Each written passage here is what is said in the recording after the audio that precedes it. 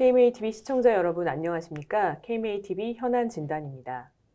법사위에 계류 중인 간호법 관련하여 지난 6월 대한의사협회는 제2기 간호법 저지 비대위를 확대 개편하고 범보건의료계 13개 단체장 간담회와 실무회의를 진행해 왔습니다. 간호협회 측은 꾸준히 보건의료 노조와 시민단체 등을 동원 간호법 제정을 위한 여론전을 형성해 나가고 있는데요.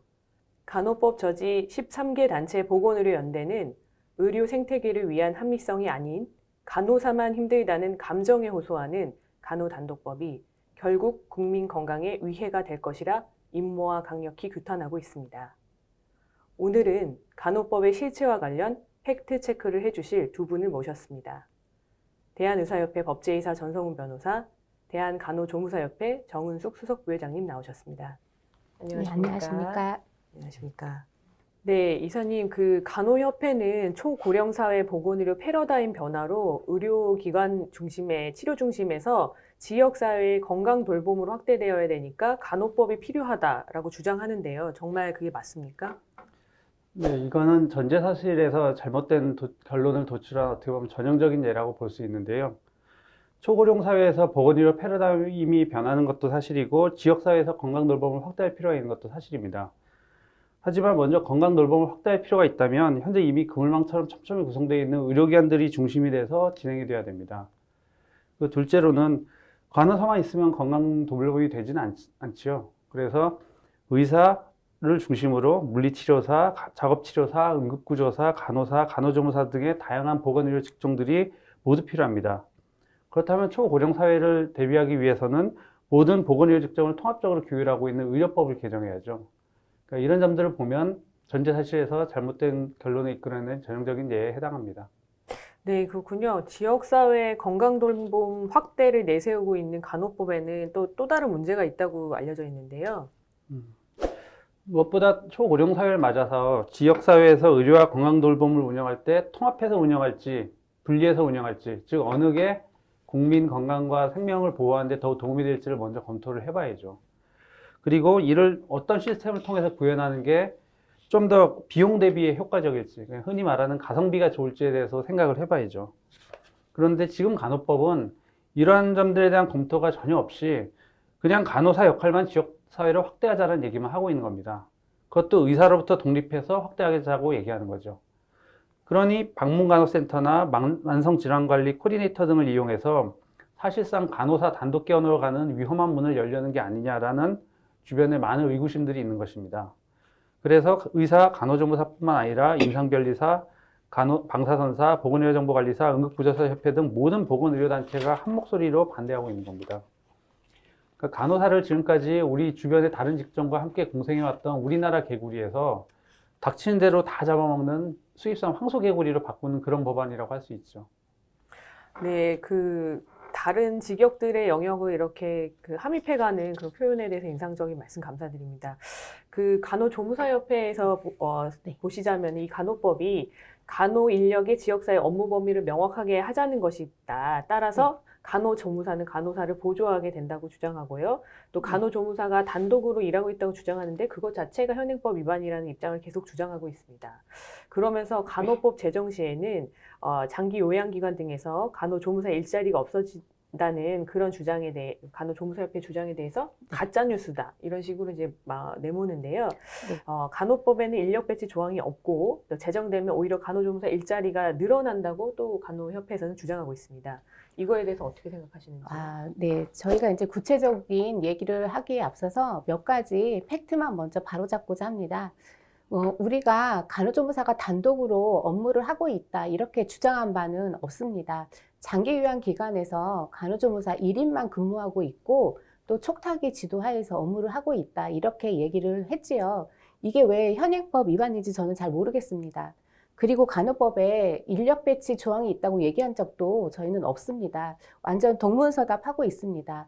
우리가 지적한 것은 장기 요양 기관에서 간호조무사가 지금처럼 일하지 못하고 간호사 보조 인력으로 전락하게 되면 의원급 의료기관에도 결국 영향을 받아서 그렇게 될 수 있다는 점을 말하고 있습니다.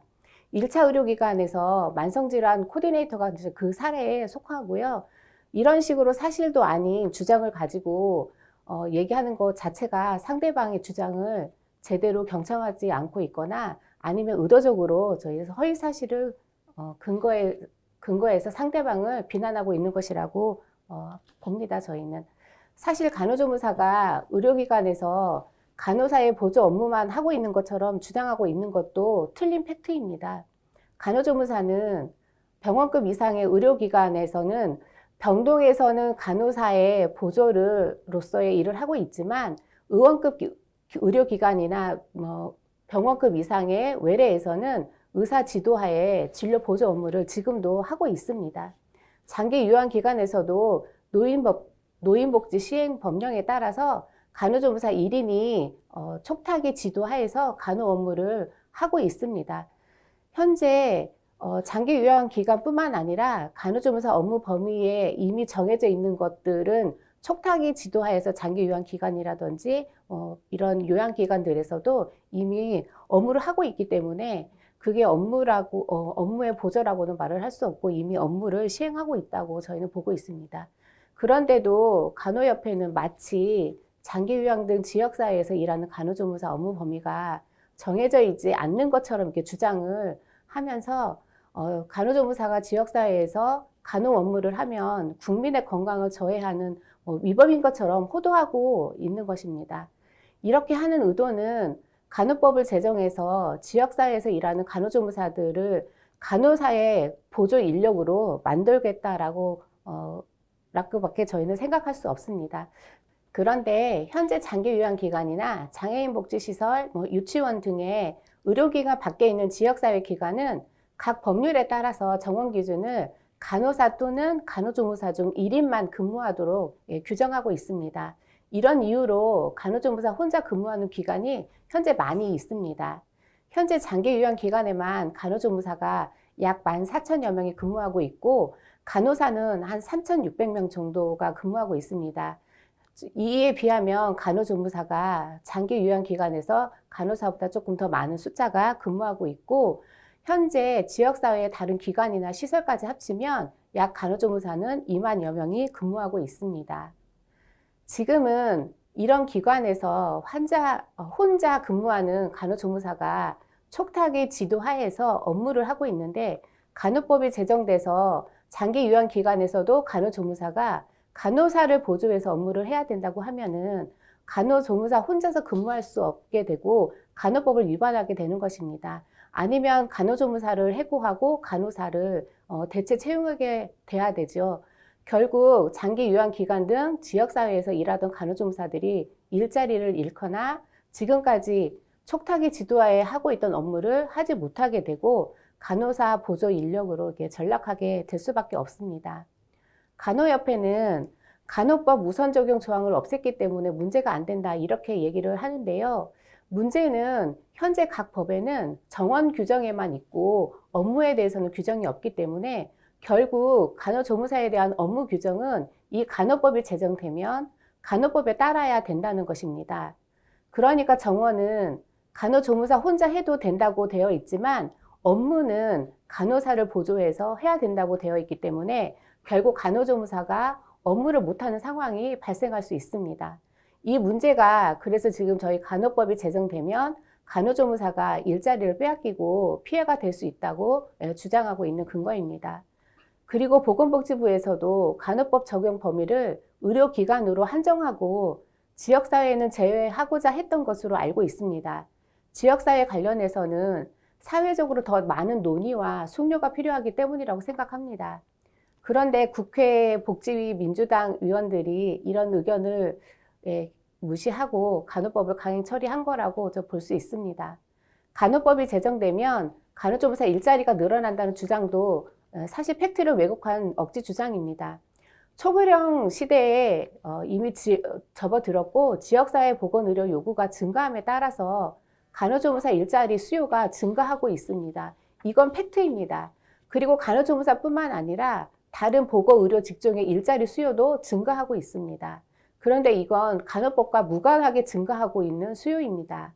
간호법이 없어도 초고령 시대에 지역사회 간호조무사 일자리는 늘어나고 있다고 볼 수 있습니다. 오히려 간호법은 지역사회에서 간호조무사들의 일자리와 업무 역할을 축소시키는 악법이라고 볼 수 있습니다. 네, 말씀 들어보니까 네. 이런 통계적인 현황을 말씀해 주신 네. 것이나 아까 지적해 주신 업무랑 그다음에 정원이 충돌하는 문제 네. 이런 걸 보면은 분명히 문제점이 도출되는데 이를 그냥 다 싸잡아서 가짜 뉴스라고 하는 것이 네. 참 이해가 되지 않는 것 같습니다. 네, 이사님 간호사 단독 개원은 간호법에 없는 내용이다. 간호사가 의료기관을 개설한다고 단독 개원한다고 한 적이 없다. 가짜 뉴스다라고 또 주장을 하고 있는데요. 네, 먼저 말씀드리건 누가 간호사가 의료기관을 개설한다고 주장한 적이 있나요? 그러니까 의료기관 개설 요건은 의료법에 규정이 되어 있습니다. 그러니까 간호법이 제정되면 간호사가 의료기관을 개설한다라고 주장하는 사람은 의료계에 아무도 없어요. 그런데도 누군가가 이렇게 주장하고 있는 것을 전제로 해서 이를 왜곡해서 반박하는 것은 이게 바로 가짜 뉴스입니다, 오히려. 모든 보건의료계가 우려하는 간호사의 단독 개원이라는 것은 첫째, 간호사가 의료기관 밖의 지역사회에서 방문간호센터 같은 것을 개설하여 의사 지도 없이 독자적으로 간호 판단을 하고 그리고 간호처치를 하고 둘째로는 이름이야 다양할 수 있겠지만 케어 코디네이터 센터 같은 것을 개설하여 만성질 환자들을 대상으로 의사의 지도 없이 즉 의료법에 맞춰서 구체적 개별적인 지도를 받지 않은 채 이것만 가지고 교육, 상담 및 건강 증진을 위한 활동의 기획과 수행을 독자적으로 하게 될 가능성이 있다는 겁니다. 즉 의료법에 있는 근거들을 교묘하게 차용해서 사실상 단독 개원과 같은 효과를 내게 될 거라는 것이죠. 그런데 중요한 거는 돌봄은 언제든지 진료가 이루어질 수 있고 진료 후에는 보통 돌봄이 필요합니다. 그래서 돌봄과 진료는 분리해서 안 되고 유기적으로 일체화해서 운영을 해야 돼요. 그래야 국민이 더 안전합니다. 그럼에도 환자에 대한 간호와 돌봄이 의사의 지도 없이 의사의 관여 없이 이루어진다면 나중에 환자 건강에 심각한 상황이 갑자기 발생하는 경우에 진료의 방향이나 목표 설정에 큰 영향을 줄 수 있습니다. 그래서 국민 생명과 환자 안전에 심각한 위험을 초래할 수도 있기 때문에 보건의료계에서 다 반대하고 있는 것입니다. 네, 말씀하신 것처럼 간호사가 의료기관을 개설해서가 아니라 간호사가 단독 개원할 수 있는 어떤 보건의료 서비스 케어 센터 이런 형태로 인해서 사실은 고사되어가는 이제 도서 지역의 1차 의료 기관들과 영역이 겹치거나 혹은 경쟁하게 되어서 결국은 의료 서비스를 받아야 될 분들이 좀 부족한 간호와 돌봄이라고 하는 어떤 좀 미완성된 서비스를 받음으로 인해서 문제가 되는 부분이 심각할 것 같습니다.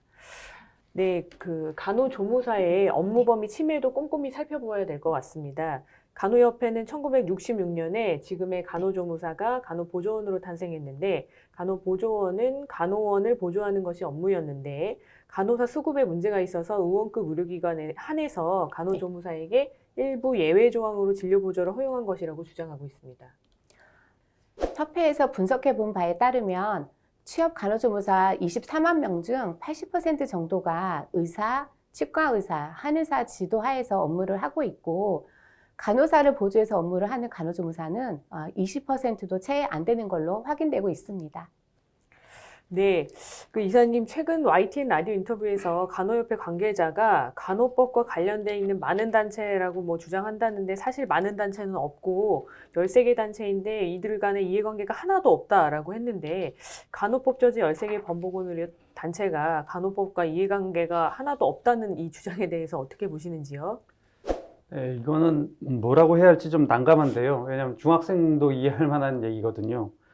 그래서 의사, 치과의사, 간호조무사, 방사선사, 임상병리사, 응급구조사, 요양보호사 이런 분들이 간호사와 일하지 않으면 누가 간호사랑 일합니까? 그러니까 간호사가 혼자 일하나요? 그러니까 같이 일해야 되는 간호사의 업무 범위, 역할, 책임 등이 변경되면은 이분들이 영향받지 않는다고 하면 누가 영향을 받는다는 건가요? 그래서 왜 간호법과 이해관계 하나도 없는 분들이라고 지칭을 하는지 그 부분이 이해가 가지 않습니다. 또 이런 직역들의 중앙회뿐만 아니라 노인장기요양기관협회, 노인복지중앙회, 제가노인복지협회, 제가장기요양기관협회 등도 간호법에 반대하고 계신 13개 단체들 중 하나인데요. 이런 단체들은 간호단체가 그렇게 독점하고 싶어하는 건강돌봄의 최일선에서 이미 일하고 있는 분들이 결성한 단체입니다. 그러니까 만약에 간호협회가 의도한 대로 통과가 되면 이분들은 일자리를 잃거나 혹은 하던 일을 그만둬야 되거나 혹은 좀 더 완화된 내용으로 받아들인다 하더라도 엄청난 비용 부담을 감수하거나 이거를 불이행했을 경우에는 이제 행정처분까지 받아야 되는 상황인데요. 이런 분들이 이해관계가 없다라고 하면 그럼 누가 이해관계가 있는 걸까요? 네, 그래서 참 가짜 뉴스라고 말을 하는데 참 설득력이 좀 약한 것 같고요. 간호협회는 특히 간호조무사에 대해서도 미국의 LPN이나 뭐 일본의 중간호사 뭐 이런 거와 같이 같지가 않고 한국은 간호조무사는 다르다라고 주장하면서 저희가 볼 때는 간호조무사의 업무 범위를 자꾸 축소시키려는 주장을 하는데요. 네. 사실 간호협회가 잘못 알고 있습니다. 간호협회 전문위원이 일본의 중간호사는 간호사이고 우리나라 간호조무사는 간호보조인력이다라고 얘기를 했습니다. 미국의 LPN, 일본의 중간호사와 우리나라의 간호조무사 양성 교육 과정이 비슷합니다. 업무와 그 역할도 유사하고요. 교육 과정에서도 기본, 성인, 노인, 모성, 아동간호 등 배우는 것도 우리나라 간호조무사 교육과정과 매우 유사합니다. 그런데도 간호협회는 미국의 CNA나 일본의 중간호조수 등과 이렇게 비교를 하는데요. 이거는 굉장히 다릅니다. 미국의 CNA나 일본의 간호조수는 양성 과정부터 우리나라 간호조무사와는 완전히 다른 체계입니다. 그리고 간호협회에서 자꾸 OECD 얘기를 하시는데요. 미국은 RN, LPN을 또 일본은 간호사와 중간호사를 OECD에 제공하는 간호 인력으로 보고 있습니다. 우리나라도 간호사와 간호조무사를 간호 인력으로 보고하고 있습니다. 즉 국제 통계에서도 간호조무사는 미국의 LPN이나 일본의 중간호사처럼 같이 이렇게 되고 있다는 거죠. 이렇게 간호조무사는 세계적으로도 미국의 LPN이나 일본의 중간호사와 동등한 수준의 간호 인력으로서 인정을 받고 있는데 유독 간호협회만 간호조무사는 중간호사나 LPN과는 다르다고 주장하고 있는 것이지요. 그 간호법의 그 의결 과정과 조문의 구성 내용 자체를 좀 상세하게 팩트 체크해 볼 필요가 있을 것 같은데요. 간호협회는 간호법은 여야 합의하에 적법한 절차를 거쳐서 심의 의결했다고 주장하고 이 부분에 대해서는 이제 의료계에서는 인정하지 못하고 있습니다. 이게 여야 합의한 게 맞는지 또는 적법한 절차를 거친 게 맞는지 한번 소견을 말씀 주신다면요. 네, 형식적으로는 절차적 문제가 없다고 볼 수도 있습니다. 하지만